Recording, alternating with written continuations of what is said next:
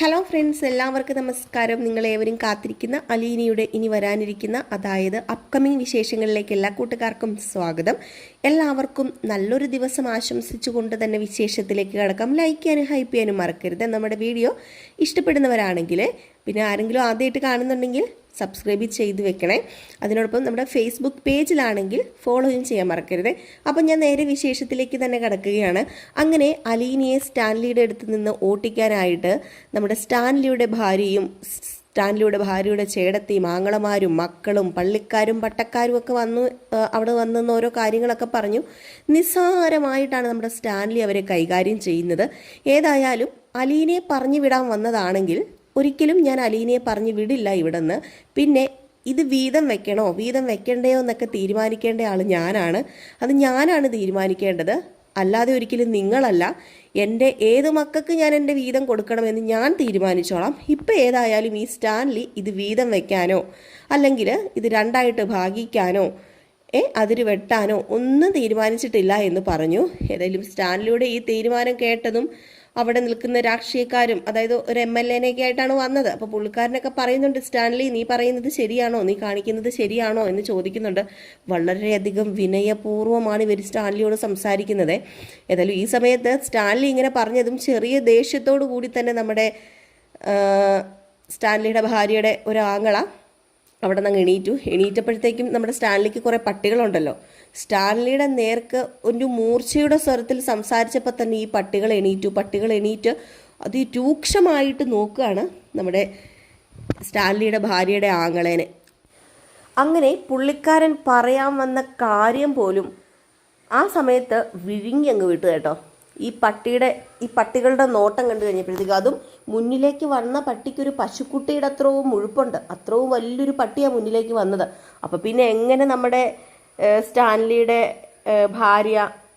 ഭാര്യയുടെ പേര് എൽസമ്മ എന്നാണ് കേട്ടോ. അപ്പം എൽസമ്മയുടെ ആങ്ങളെ എങ്ങനെ സംസാരിക്കും? അപ്പം ഏതായാലും ഈ വക കാര്യങ്ങളൊക്കെ ഇവിടെ നടന്നുകൊണ്ടിരിക്കുന്നു. പിന്നെ നേരെ നമുക്ക് നെടുമ്പുരക്കിലേക്ക് പോകാട്ടോ. അവിടെ ഇതിലും വലിയ കോമഡിയാണ്, ഭയങ്കര കോമഡി തന്നെയാണ് നമ്മുടെ വൈജ കാണിച്ചുകൊണ്ടിരിക്കുന്നത്. അപ്പം വൈജ ആദ്യമൊക്കെ നമ്മുടെ അലീന അവിടെ നടത്തിക്കൊണ്ട് വന്ന ചിട്ടവട്ടങ്ങളൊക്കെ ഉണ്ടല്ലോ, അതൊക്കെ അങ്ങ് മാറ്റിയല്ലോ. അലീന കൊണ്ടുവന്നതായതുകൊണ്ട് തന്നെ ആ ടൈം ടേബിളേ ഫുള്ളങ്ങ് മാറ്റി. ബബിത രാവിലെ എണീക്കുന്നു, കൃഷ്ണമോള് രാവിലെ എണീക്കുന്നു, രോഹിത് രാവിലെ എണീക്കുന്നു, പണി ചെയ്യുന്നു. അയ്യോ, അലീന കൊണ്ടുവന്നതായതുകൊണ്ട് തന്നെ വേണ്ട നിങ്ങൾ എണീറ്റ് പണിയൊന്നും ചെയ്യണ്ട എന്നും പറഞ്ഞ് ആ ചിട്ടവട്ടങ്ങളൊക്കെ അങ്ങ് മാറ്റി. പിന്നെ നമ്മുടെ വൈജ തന്നെ എല്ലാ കൈകാര്യമൊക്കെ ചെയ്തു. ഒരു ദിവസം ചെയ്തു, 2 ദിവസം ചെയ്തു, 3 ദിവസം ചെയ്തു. 4ാമത്തെ ദിവസം വൈജയ്ക്ക് നല്ല കലി വരികയാണ്. അപ്പം നേരം വെളുത്ത ഉടനെ തന്നെ നമ്മുടെ ബബിത ഒരു പുസ്തകം തുറന്നു വെച്ചിട്ട് അലസമായിട്ടിരുന്ന് എന്തൊക്കെയോ കാട്ടിക്കൂട്ടുന്നുണ്ട്. എന്താണെന്നറിയില്ല, പഠിക്കുമൊന്നും അല്ലെന്ന് തോന്നുന്നു. അപ്പോഴത്തേക്കും തന്നെ നമ്മുടെ വൈജ വന്നിട്ട്, എന്താടി നീ സ്വപ്നം കാണുവാണോ പാഠപുസ്തകം തുറന്നു വെച്ചിട്ട് എന്ന് ചോദിച്ചപ്പോഴത്തേക്കും, അമ്മയ്ക്ക് അങ്ങനെയാണ് തോന്നുന്നതെങ്കിൽ ഞാൻ സ്വപ്നം കാണുക എന്ന് പറഞ്ഞപ്പോഴത്തേക്കും, തർക്കുത്തരം പറയുന്നോ, നിനക്ക് എവിടെ നിന്നാണ് ഇത്ര ധൈര്യം കിട്ടുന്നത് തർക്കുത്തരം പറയാനായിട്ടെന്ന് ചോദിച്ചപ്പം, അത് ഇവിടെ നിന്ന് തന്നെ ഇവിടെ ഉള്ളവരെ കണ്ടാണല്ലോ ഞാൻ വളരുന്നത്, അത് ഇവിടെ ഉള്ളവരെ കണ്ട ഞാൻ തർക്കുത്തരം പറയാൻ പഠിച്ചതെന്ന് പറഞ്ഞപ്പം, മിണ്ടാതെ ഇരുന്നോണം, അവൾ കുറേ പഠിച്ചു വെച്ചിരിക്കുന്നു തർക്കുത്തരം പറയാനായിട്ട്. അതെ, ഇവിടെ ഒരാൾ രാവിലെ എണീറ്റ് കിടന്ന് അടുക്കളയിൽ കിടന്ന് കഷ്ടപ്പെടുക, ഇത് വല്ലതും കാണുന്നുണ്ടോ? 4 നേരം 5 നേരം തിന്നാനായിട്ട് ഇങ്ങനെ എഴുന്നള്ളി കഴിഞ്ഞിട്ടുണ്ടെങ്കിൽ അത് വെറുതെ അങ്ങോട്ട് ടേബിളിൽ വന്ന് ഇരിക്കത്തില്ല. ഇവിടെ ഞാൻ കഷ്ടപ്പെട്ട് പാചകം ചെയ്ത് പണിയെടുത്തിട്ടാ, അറിയാലോ, ഓപ്പറേഷൻ കഴിഞ്ഞിട്ട് ഇത്ര മാസമായതേ ഉള്ളൂ.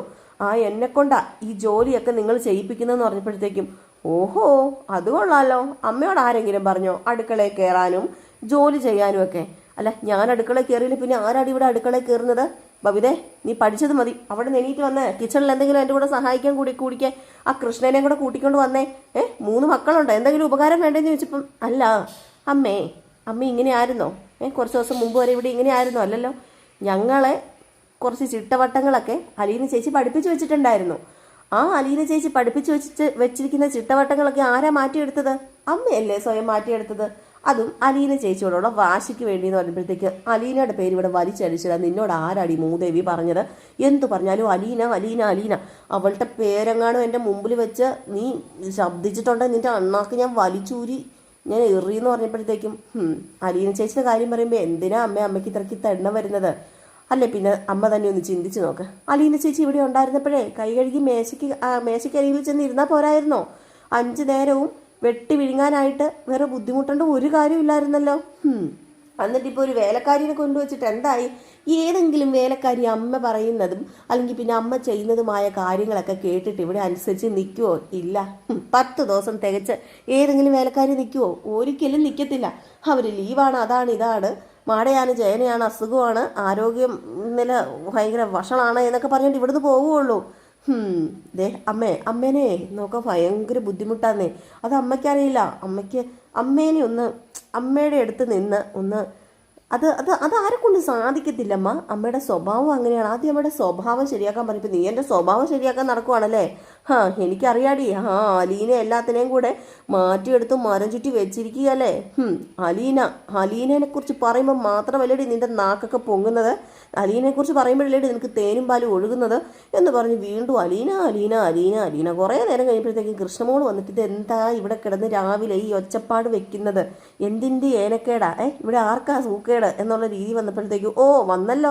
നാവിന് നീളമുള്ള തന്തയുടെ സന്തതി, പൊന്നാര സന്തതി എത്തിയല്ലോ. നീ ഒറ്റ ഒരുത്തിയാടി ഇവളുമാരെ വഷളാക്കിയത്. നീയല്ലായിരുന്നോ ആദ്യം അലീനയുടെ കൂടെ കൂടി? നീയല്ലായിരുന്നോ ആദ്യം അലീനയുടെ ഇടം കൈയും വലം കൈയും ആയിട്ട് നിന്നതെന്ന് പറഞ്ഞപ്പം എൻ്റെ പൊന്നമ്മേ, രാവിലെ ഇങ്ങനെയൊന്നും കിടന്ന് പറയാതെ. അമ്മ മര്യാദയ്ക്ക് ഞങ്ങളിവിടെ ജോലി ചെയ്തുകൊണ്ടിരുന്നതല്ലേ. അമ്മ അലീന ചേച്ചിയാണ് ഇവിടുത്തെ ചിട്ടവട്ടങ്ങളൊക്കെ ഉണ്ടാക്കിയെടുത്തതെന്ന് പറഞ്ഞിട്ട് അത് ആദ്യം മാറ്റിയത് അമ്മയാണ്. അതിനിപ്പം ഞങ്ങളെ കുറ്റം പറഞ്ഞിട്ട് എന്തിനാ? പിന്നെ അമ്മ ഇവിടെ ഒരു വേലക്കാരിനെ കൊണ്ടുവന്നു. ആ വേലക്കാരിക്ക് ഇവിടെ നിൽക്കാൻ പറ്റിയിട്ടില്ല എന്നുണ്ടെങ്കിൽ അത് അമ്മയുടെ കയ്യിലിരിപ്പ് കാരണം. അതിന് ഞങ്ങളെ പറയുന്നത് എന്തിനാ അമ്മ വെറുതെ എന്ന് പറഞ്ഞപ്പോഴത്തേക്കും നീയും തുടങ്ങിനി, എൻ്റെ മെക്കിട്ട് നീയും കൂടെ കയറാൻ പറഞ്ഞു. ഏതായാലും രാവിലെ എങ്ങനെയൊക്കെയോ രാവിലെ എഴഞ്ഞും വലിഞ്ഞും ഒക്കെ വൈജയും പണി ചെയ്ത് നമ്മുടെ ബബിതയ്ക്കും അതുപോലെ കൃഷ്ണമോൾക്കും വലിയ മതിപ്പൊന്നുമില്ല. അവരും എങ്ങനെയൊക്കെ എന്തോ ഒരു ചിട്ടവട്ടമില്ലാത്തൊരു വീട്, നമ്മുടെ അലീന നിന്നപ്പോഴുള്ള വീടൊന്നും അല്ലത്. ഒരു വൃത്തികെട്ടൊരു എന്താ പറയുക ഇടപാടുള്ളൊരു വീട്. ഒരു ഐശ്വര്യവും ഇല്ല. ഏതാണ്ട് മൂദേവി കയറി വാടിയിരിക്കുന്നത് പോലെയാണ് തോന്നുന്നത്. അപ്പം ആ ഒരു രീതിയിലായി നമ്മുടെ വൈജ അങ്ങനെ ആക്കി എടുത്താ വീട്. അപ്പോൾ എങ്ങനെയൊക്കെയോ നേരം വെളുത്ത് സ്കൂൾ ബാഗൊക്കെ എടുത്തു, ലഞ്ച് ബോക്സൊക്കെ എടുത്ത് എങ്ങനെയൊക്കെയോ വെച്ചോണ്ടൊക്കെ ഇരിക്കുന്ന ഈ സമയത്താണ് നമ്മുടെ അലീനയുടെ ഒരു ഫോൺ കോൾ വരികയാണ്. അപ്പോൾ അലീനയുടെ ഫോൺ കോൾ കാത്തിരിക്കുകയാണല്ലോ ഇവരുടെ ഇത്. അതായത് ഒന്ന് അലീനയുടെ സ്വരം കേൾക്കാൻ വേണ്ടി ബബിതയും കൃഷ്ണയും രോഹിത്തും ഒക്കെ കാത്തിരിക്കുക. അപ്പോൾ അലീന ചേച്ചി എന്താ വിളിക്കാത്തേ എന്നൊക്കെ ഓർത്താണ് ഇരിക്കുന്നത്. അപ്പം നമ്മുടെ ബബിതയുടെ ഫോണിലേക്കാണ് വിളിക്കുന്നത്. അപ്പം ബബിത ഇങ്ങനെ ഇരിക്കുമ്പോഴത്തേക്കും ഒരു ഫോൺ കോൾ വരുന്നു. അപ്പം അലീന ചേച്ചി എന്ന് പറഞ്ഞ് ഓടിച്ചാടി എടുത്തുമ്പോൾ അത് റോങ് നമ്പറാണേ. അപ്പോഴത്തേക്കും അലീന ചേച്ചി അല്ലല്ലോ എന്ന്. അപ്പോഴത്തേക്കും തന്നെ നമ്മുടെ വൈജ ഇതെല്ലാം കാണുന്നുണ്ട്. വൈജയ്ക്ക് മനസ്സിലായി. അപ്പോൾ എന്ത് ചെയ്തു? ബബിത അങ്ങോട്ട് മാറിപ്പോയപ്പോഴും കണ്ട് അവിടെ ഇരുന്ന ഫോണ് നമ്മുടെ വൈജ റിങ് അടിച്ചപ്പോഴത്തേക്കും എടുത്തിട്ട് ഹലോ, ഇവിടെ ആരും ഇല്ല, അലീനയാണ് വിളിച്ചത്. പക്ഷേ അലീനയാണെന്ന് അറിയിക്കാതെ ഇവിടെ ആരും ഇല്ല, ഇവിടെ അവരില്ല എന്ന് പറഞ്ഞിട്ട് ഫോൺ അങ്ങോട്ട് കട്ട് ചെയ്തു. അത് നമ്മുടെ കൃഷ്ണമോളും ബബിതയൊക്കെ ചെറിയ മുക്കിനും മൂലയിലും ഒക്കെ നിന്ന് കേട്ടു. അപ്പം ചോദിച്ചത് ആരാ വിളിച്ചത് അമ്മയെന്ന് ചോദിച്ചപ്പോഴത്തേക്കും അത് പിന്നെ അത് ബാലചന്ദ്രൻ്റെ, ഇത് ബാലചന്ദ്രൻ്റെ അത് ബാലചന്ദ്രൻ ഓഫീസിലോ എന്തോ ജോലിക്കാരിയോ ബിസിനസ്സുകാരിയോ പറയാൻ വേണ്ടി വിളിച്ചു. അപ്പോൾ ബാലചന്ദ്രൻ ഇല്ലെന്നാണ് പറഞ്ഞതെന്ന് പറയുമ്പോൾ ബാലചന്ദ്രൻ ഇല്ലെങ്കിൽ ബാലചന്ദ്രൻ ഇല്ലെന്ന് പറഞ്ഞാൽ പോരെ, അതിന് ഞങ്ങളിവിടെ ഇല്ലെന്ന് പറയേണ്ട ആവശ്യമുണ്ട്. എനിക്ക് തോന്നുന്നു അവിടുത്തെ ലാൻഡ് ലൈൻ ഫോണിലങ്ങാണ്ടാട്ടോ വിളിച്ചേക്കുന്നത്, മൊബൈൽ ഫോൺ അല്ലെന്ന് തോന്നുന്നു. അതായത് വീട്ടിലെ കോമൺ ആയിട്ടുള്ളൊരു ലാൻഡ് ലൈൻ ഉണ്ട്. അപ്പോൾ അതിലെങ്ങാണ്ടാണ് നമ്മുടെ അലീന വിളിക്കുന്നത്. അപ്പോഴത്തേക്കും അങ്ങനെ ഫോൺ കോളിൻ്റെ കാര്യം പറഞ്ഞവിടെ പടയോ പട. അലീന ചേച്ചിയാന്ന് ഞങ്ങൾക്കറിയാം. ഒരു കാര്യം പറഞ്ഞേക്കാം, അലീന ചേച്ചി ഫോൺ വിളിച്ച് കഴിഞ്ഞിട്ടുണ്ട്, അമ്മയ്ക്ക് സംസാരിക്കണ്ട, ഞങ്ങൾക്ക് സംസാരിക്കണം എന്ന് പറഞ്ഞ് ബബിത. അപ്പോഴത്തേക്കും തന്നെ എന്ത് ചെയ്തു? നമ്മുടെ വൈജ വെറുതെ വിടും. വൈജ അങ്ങോട്ട് തുടങ്ങി. വൈജ പറഞ്ഞു ഇനി മേലാൽ അവൾ വിളിച്ചു കഴിഞ്ഞാൽ ഫോൺ അങ്ങാണോ എടുത്തു കഴിഞ്ഞാൽ ബബിതയെ ഞാൻ നിന്നെ കൊന്നു കെട്ടി തൂക്കും. ഉള്ള കാര്യം പറഞ്ഞേക്കാം, ഇനി അവൾ വിളിച്ച ആരും ഇവിടെ അറ്റൻഡ് ചെയ്യണ്ട. ഈ ഫോണിൽ ആരും വിളിക്കേണ്ട, ഈ ഫോണിൽ ഞാനാണ് ചാർജ് ചെയ്യുന്നത്. അതുകൊണ്ട് ആരും വിളിക്കാടാന്ന് പറഞ്ഞപ്പോഴത്തേക്കും അങ്ങനെയാണോ? അങ്ങനെയാണെങ്കിൽ അലീന ചേച്ചിനെ വിളിച്ചിട്ടേ ഉള്ളല്ലോ ഞങ്ങൾ എന്നും പറഞ്ഞ് ബബിതയും തുടങ്ങി. ലാസ്റ്റ് ബബിത എന്ത് ചെയ്തു? അങ്ങനെ അലീന ചേച്ചി വിളിക്കാത്ത ഫോണിൽ വേറെ ആരും വിളിക്കണ്ടെന്നും പറഞ്ഞ് ആ ഫോൺ എടുത്തിട്ട് വലിച്ചൊരൊറ്റ എറിഞ്ഞു. തവിട് പൊടിയായി ഫോണ്. വൈജ ചോദിച്ചു എന്നാടി നീ കാണിച്ചത്?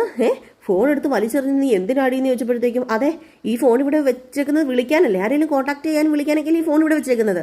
അപ്പം പിന്നെ അലീന ചേച്ചിനെ വിളിക്കണ്ടെന്ന് പറഞ്ഞു കഴിഞ്ഞിട്ടുണ്ടെങ്കിൽ ഞങ്ങൾക്ക് അലീന ചേച്ചിയുടെ അത്രയും പ്രാധാന്യമില്ല വേറെ ആരും, അതുകൊണ്ട് വേണ്ടാന്ന് പറഞ്ഞു. കൃഷ്ണ പറഞ്ഞു ബബിതയോട്, വേണ്ട ബബിത ചേച്ചി എന്താന്ന് ചോദിച്ചു. രോഹിത് പറഞ്ഞു, ബബിത നീ എന്താ ഈ കാണിക്കുന്നതെന്ന് ചോദിച്ചു. ബബിതയ്ക്ക് ദേഷ്യം വന്ന ബബിത അങ്ങനെയാണല്ലോ. ബബിതയ്ക്ക് അലീന എന്ന് വെച്ചാൽ ജീവൻ തന്നെയാണ്. പക്ഷേ പുറത്ത് അങ്ങനെ കാണിക്കുന്നൊന്നും ഇല്ലെങ്കിലും അലീനോട് ഭയങ്കര ജീവൻ ആയതുകൊണ്ട് തന്നെ 2-3 ദിവസമായി അലീനെ വിളിക്കാഞ്ഞിട്ട് ആ ഒരു സമനില തെറ്റി കിടക്കുന്ന സമയത്തും കൂടെ അല്ലേ അങ്ങനെ മുഴുവൻ പ്രശ്നമായി. അലീനയല്ല ബബിതേനെ എങ്ങനെയോ രോഹിത് അവിടെ നിന്ന് പിടിച്ച് നേരെ റൂമിൽ കൊണ്ടുപോയിട്ട്, ബബിതേ നീ അടങ്ങ്, മിണ്ടാതിരിക്കുക, സാരമില്ല പോട്ടെ, നിനക്കിപ്പോൾ അലീനെ വിളിക്കണോ, ഞാൻ വിളിച്ചു തരാം, അലീന ചേച്ചിനെ വിളിക്കണോ എന്നതേ ഫോൺ എടുത്ത് വിളിച്ചു തരുമ്പോൾ വേണ്ട, ആരുടെ ഒരു ഓശാരോ എനിക്ക് വേണ്ട എന്നും പറഞ്ഞ് ബബിത കിടന്നു തുള്ളുവാണ്. വൈജയുടെ മോളല്ലേ, എങ്ങനെ തുള്ളാതിരിക്കും.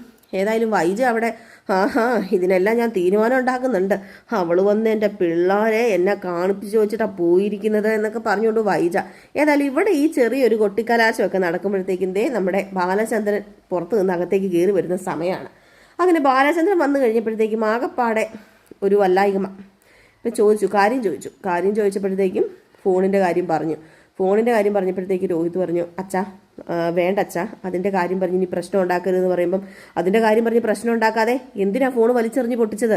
അത് ബബിത ചെയ്തത് ശരിയാണോ? വീട്ടിലിരിക്കുന്ന ഒരു സാധനം വലിച്ചെറിഞ്ഞ് പൊട്ടിച്ചത് എന്തിനാ, വലിച്ചെറിഞ്ഞത് എന്തിനാ എന്ന് ചോദിച്ച ഭയങ്കര വഴക്ക്. അപ്പോഴത്തേക്ക് എന്തെങ്കിലും പ്രശ്നം ഉണ്ടെങ്കിൽ അമ്മയും അച്ഛനും കൂടെ ഏതെങ്കിലും മൂലയ്ക്ക് പോയി നിന്ന് തീർത്തോണം, അതിവിടെ വെച്ച് വലിയ പ്രശ്നമാക്കണ്ട എന്ന് നമ്മുടെ രോഹിത്തും പറഞ്ഞു. ഏതായാലും ബാലചന്ദ്രൻ്റെ ദേഷ്യം വന്നു കേട്ടോ. ഈ ഫോണ് പൊട്ടിക്കുക അല്ലെങ്കിൽ വീട്ടിൽ ഉള്ള ഒരു സാധനം നശിപ്പിച്ച് കളയുക, അത് നല്ല കാര്യമല്ലല്ലോ അലീന ചെയ്തത്. എന്തൊക്കെ നല്ലതിനാണെങ്കിലും അലീനെ വിളിക്കാനാണെങ്കിലും നല്ല കാര്യമല്ലല്ലോ അത്.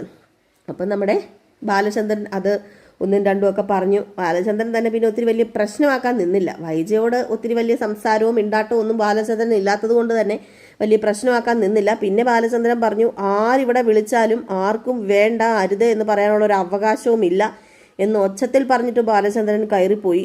വൈജ ഞാൻ കാണിച്ചു തരുന്നുണ്ട് എന്നും പറഞ്ഞ് നേരെ കിച്ചണിലേക്ക് എങ്ങോട്ടെങ്ങാണ്ടൊക്കെ പോവുകയും ചെയ്തു. കുറച്ച് കഴിഞ്ഞപ്പോഴത്തേക്ക് നമ്മുടെ മനു എത്തിയിട്ട് മനു വന്ന ഉടനെ തന്നെ മനുവിന് മനസ്സിലാവുന്നുണ്ട് കേട്ടോ. അവിടെ എവിടെയൊക്കെ കണ്ടു കഴിഞ്ഞപ്പോഴത്തേക്കും ഒരു അടുക്ക് ചിട്ട ഇല്ലായ്മ, ഒരു വൃത്തിയും വെടുപ്പുമില്ല, ഒരു വീട് പോലെ അല്ല.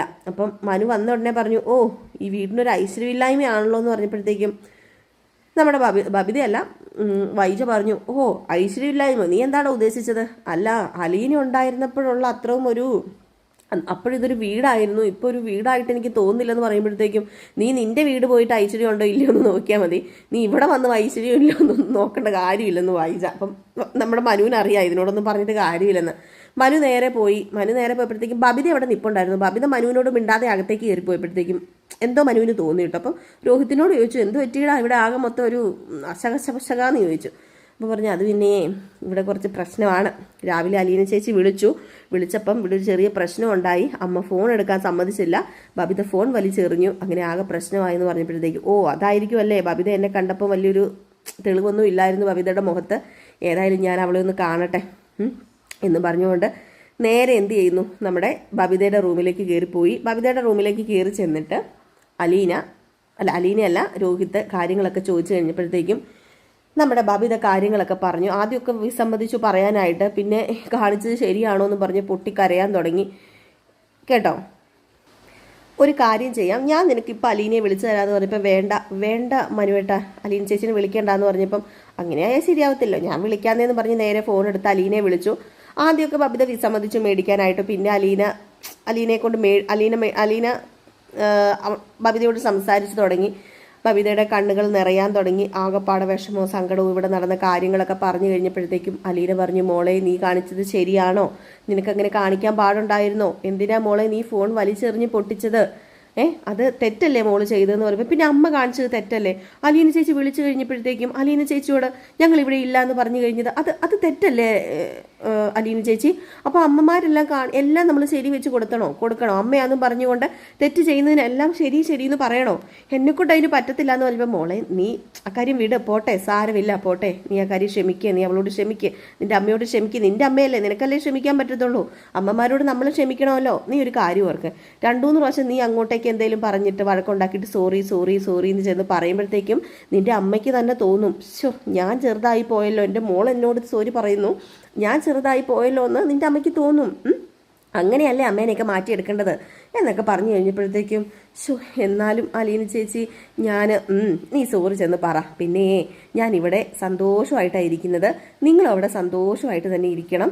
ഞാൻ ഒരു ദിവസം അങ്ങോട്ട് വരുന്നുണ്ട് എല്ലാവരെയും കാണാനായിട്ട്. വിഷമിക്കൊന്നും വേണ്ട, അച്ഛനെ നോക്കണം, അച്ഛന് സങ്കടം ഉണ്ടാക്കരുത്. നീ ഇപ്പോൾ ഫോൺ വലിച്ചെറിഞ്ഞപ്പം ആ സങ്കടം അച്ഛനല്ലായിരിക്കുമോ ഉണ്ടായിട്ടുള്ളത് എന്നൊക്കെ ചോദിച്ച് ഇങ്ങനെ അലീന ഇങ്ങനെ സമാധാനപ്പെടുത്താണ് ബബിതേനെ.